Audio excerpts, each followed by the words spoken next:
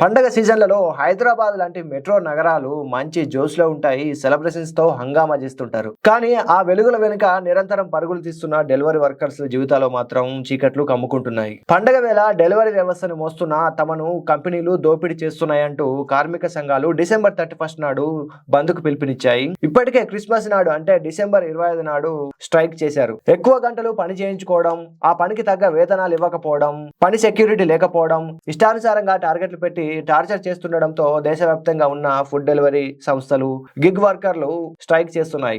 December 31 నిరసనలకు పిలుపునిస్తూ food delivery home service ప్లాట్ఫామ్లలో పనిచేస్తున్న లక్షల మంది కార్మికులు రోడ్డెక్కబోతున్నారు. ఈ డెలివరీ కంపెనీలు మొదట్లో చాలా స్ట్రాటజికల్ గా కస్టమర్లను అట్రాక్ట్ చేశాయి. ఫ్రీ డెలివరీ చేయడం, ఆఫర్లు పెట్టి కస్టమర్లను అట్రాక్ట్ చేయడం, తర్వాత కస్టమర్లు అందరూ అలవాటు పడ్డాక తీరా ఇష్టానుసారంగా రేట్లు పెంచడం. ఈ డెలివరీ సిస్టమ్ కి ప్రజలు అలవాటు పడడంతో మన చుట్టుపక్కల ఉన్న చిన్న పరిశ్రమలు, కిరాణా స్టోర్స్ ఇప్పుడు మూసివేసే దశలోకి వచ్చాయి. ప్రజలు కూడా రాను రాను ఈ కామర్స్ డెలివరీలకే అలవాటు పడుతున్నారు. పోనీ అయిందేదో అయిపోయింది అనుకుంటే ఇప్పుడేమో ఆ కంపెనీల్లో పనిచేస్తున్న వర్కర్స్ కి కనీసం న్యాయం కూడా చేయలేకపోతున్నాయి. కస్టమర్లకు సౌకర్యం పేరుతో మార్కెట్లను ఆక్రమించిన ఈ సంస్థలు ఆ సంస్థలో పనిచేస్తున్న ఉద్యోగులకు మాత్రం కనీస వర్క్ సెక్యూరిటీ కూడా ఇవ్వడం లేదు, కనీస వేతనాలు కూడా ఇవ్వడం లేదు. పోగా డెలివరీ వర్కర్ల కష్టాన్ని కూడా దోచుకుంటున్నాయి. డెలివరీ వర్కర్లకి టైంకి శాలరీ ఇవ్వకపోవడం, ఇన్సెంటివ్ల పేరుతో మోసం చేయడం, ప్రమాదాలు జరిగితే ఆ బాధ్యతను కార్మికుడి మీద నెట్టేయడం, ఇవన్నీ వారి వ్యాపార మోడల్లో భాగమైపోయాయి. ఒకవైపు స్థానిక వ్యాపారాల భవిష్యత్తును ప్రశ్నార్థకం చేసిన ఈ కామర్స్ సంస్థలు,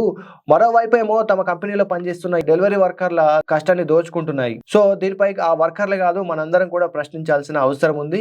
డెలివరీ వర్కర్లు తమకు లగ్జరీ సౌకర్యాలు కావాలని కోరడం లేదు, తమకు న్యాయంగా దక్కాల్సిన వాటిని కల్పించాలని డిమాండ్ చేస్తున్నారు. అందుకు పారదర్శకమైన వేతనం కల్పించాలని డిమాండ్ చేస్తున్నారు. మరోవైపు వారి ప్రాణాలకు ముప్పుగా మారుతున్న 10 నిమిషాల డెలివరీ మోడల్ ను రద్దు చేయాలని కూడా డిమాండ్ చేస్తున్నారు. అంతేకాదు ఎప్పుడైనా డెలివరీలో ఏదైనా మిస్టేక్ జరిగితే ఎలాంటి విచారణ లేకుండా ఐడీలను బ్లాక్ చేస్తున్నారట, దాన్ని కూడా ఆపాలని డిమాండ్ చేస్తున్నారు. ఇక వారు డెలివరీలో భాగంగా ఎప్పుడైనా ప్రమాదాలు జరుగుతుంటే ఆ ప్రమాదాలు జరగకుండా సరైన భద్రతా పరికరాలు కూడా ఇవ్వాలని వారు డిమాండ్ చేస్తున్నారు. ఇక ఈ డెలివరీ వర్కర్స్ ని నిత్యం వివక్షతో వేధిస్తున్నారట, ఆ వివక్ష లేకుండా చేయాలని డిమాండ్ చేస్తున్నారు. అంతేకాదు ఆరోగ్య బీమా, ప్రమాద బీమా, పెన్షన్ వంటి సామాజిక భద్రతను కూడా కల్పించాలని వారు డిమాండ్ చేస్తున్నారు. ఇది కేవలం సమ్మె కాదు, తాము గౌరవంగా జీవించడం కోసం జరుగుతున్న హక్కుల కోసం పోరాటం అని వారు అంటున్నారు. మరి మీరేమంటారు? మీ అభిప్రాయాన్ని ఖచ్చితంగా కమెంట్ చేయండి. ఈ ఇన్ఫో నచ్చితే ఒక్క లైక్ కొట్టండి. ఇలాంటి ఇంట్రెస్టింగ్ అండ్ యూజ్ఫుల్ స్టోరీస్ కోసం మా ఛానల్ ని సబ్స్క్రైబ్ చేయండి.